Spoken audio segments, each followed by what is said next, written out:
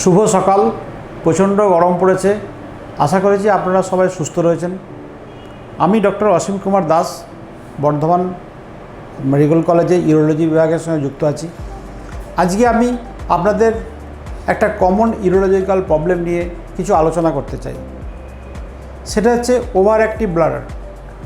সাধারণভাবে যেটা আমরা বুঝি যে ঘন ঘন প্রস্রাব হওয়া, কোনো কারণ ছাড়াই ঘন ঘন প্রস্রাব হওয়া। এটা জেনারেলি দেখা যায় 40 বছরের ওপরে পুরুষ এবং মহিলাদেরই বেশি হয়।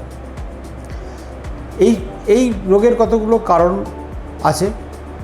বেশিরভাগ ক্ষেত্রেই কারণ জানা যায় না।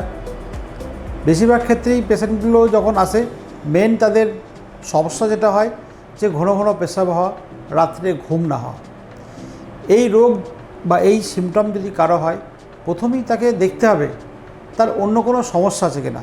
ধরুন কারো ব্লাড সুগার থাকতে পারে, কারো প্রস্টেটের সমস্যা থাকতে পারে, মহিলাদের ক্ষেত্রে কারো মাসিকের দ্বার নিচের দিকে নেমে আসে, তার ফলে পেচ্ছাপে অসুবিধা হয়, কারো পেচ্ছাপে ইনফেকশান হতে পারে।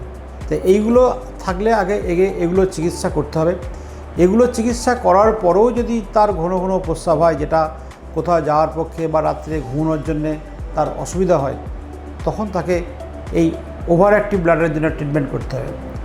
তা আমরা ওভার অ্যাক্টিভ ব্লাডারের ট্রিটমেন্টের প্রথম ধাপ যেটা বলি, ক্লিনিক্যাল এক্সামিনেশন করার পরে প্রথম ধাপ হচ্ছে যে বিহেভিয়ারাল মডিফিকেশান। বিহেভিয়ারাল মডিফিকেশান জিনিসটা কি? ধরুন কারো ওভারওয়েট আছে, ওয়েট কমাতে হবে। কারো অভ্যাস আছে যে প্রচুর জল খায়, যে রাত্রে শুতে যাওয়ার আগে 4-5 গ্লাস জল খেয়ে নিল। কারো থাকে কি কিছু মেডিসিন খান হার্টের জন্য, তার ফলে পেচ্ছাপ বেশি হয়। সেগুলো যদি টাইম ম্যানেজমেন্ট করে বা ওষুধ চেঞ্জ করে করা যায়, সেটা দেখতে হবে।